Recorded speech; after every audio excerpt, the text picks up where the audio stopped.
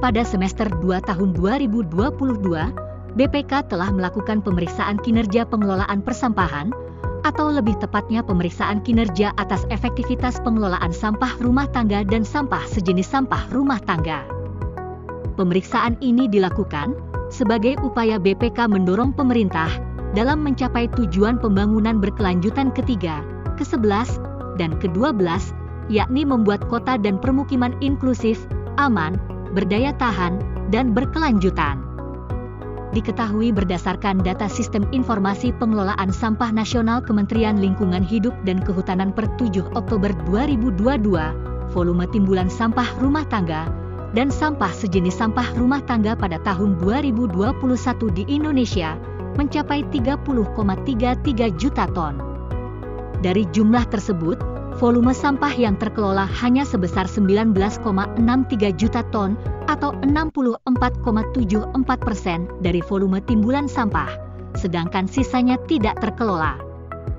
BPK telah melakukan pemeriksaan atas efektivitas sampah rumah tangga dan sampah sejenis sampah rumah tangga tahun 2021 dan 2022 sampai dengan triwulan 3 pada 20 pemerintah daerah di Indonesia. Berdasarkan hasil pemeriksaan, beberapa upaya pengelolaan persampahan telah dilakukan pemerintah daerah. Di antaranya sebanyak 7 Pemda telah menyusun kebijakan dan strategi daerah atau Jakstrada pengelolaan SRT dan SSSRT secara lengkap. Jakstrada ini juga telah sinkron dengan kebijakan dan strategi nasional atau Jakstranas.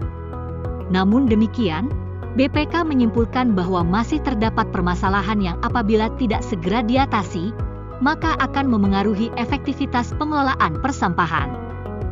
Beberapa permasalahan yang ditemukan BPK antara lain, Pemda belum menyediakan tempat pengumpulan sampah dengan jumlah yang memadai dan layak sesuai persyaratan. Hal ini mengakibatkan titik-titik pembuangan sampah ilegal semakin meluas, tercemarnya lingkungan, dan data timbulan sampah berpotensi tidak akurat. Pemda belum menyediakan alat angkut yang memenuhi persyaratan, serta belum menyusun rute dan jadwal pengangkutan dengan mempertimbangkan jumlah dan sebaran titik sampah. Permasalahan tersebut mengakibatkan minimnya sarana pengangkutan sampah. Permasalahan ini juga mengakibatkan tidak terangkutnya timbulan sampah, dan sampah yang dibuang ke TPA oleh truk belum terpilah sehingga membebani pengolahan dan pemrosesan akhir di TPA. Pemda belum menyediakan fasilitas pengolahan sampah yang cukup dan memenuhi persyaratan di tempat pengolahan sampah terpadu atau tempat pengelolaan sampah reduce, reuse, dan recycle. Hal ini mengakibatkan meningkatnya volume sampah yang dibuang ke TPA.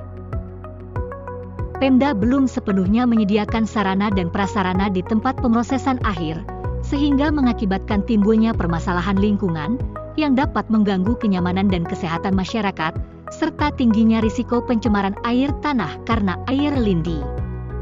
Atas permasalahan-permasalahan tersebut, BPK merekomendasikan Bupati Wali Kota agar menetapkan kewajiban pengelola kawasan permukiman, kawasan komersial, kawasan industri, kawasan khusus, fasilitas umum, fasilitas sosial, dan fasilitas lainnya untuk menyediakan sarana pewadahan dan pemilahan sampah sesuai ketentuan, serta menetapkan perencanaan kegiatan pengumpulan sampah dan analisis kebutuhan jumlah dan sebaran alat pengumpul sampah yang dapat memenuhi pelayanan pengumpulan sampah.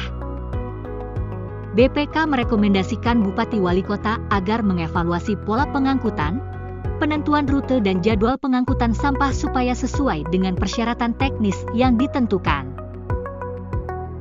BPK merekomendasikan Bupati Wali Kota agar menetapkan rencana penyediaan, pengoperasian dan pemanfaatan fasilitas TPS 3R dalam Renstra, rencana kerja, dan usulan anggaran sesuai target dalam Jakstrada.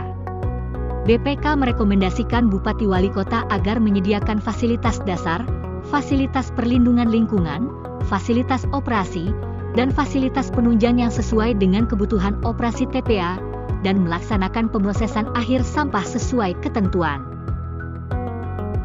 Untuk informasi lebih lanjut, silakan kunjungi www.bpk.go.id/chps.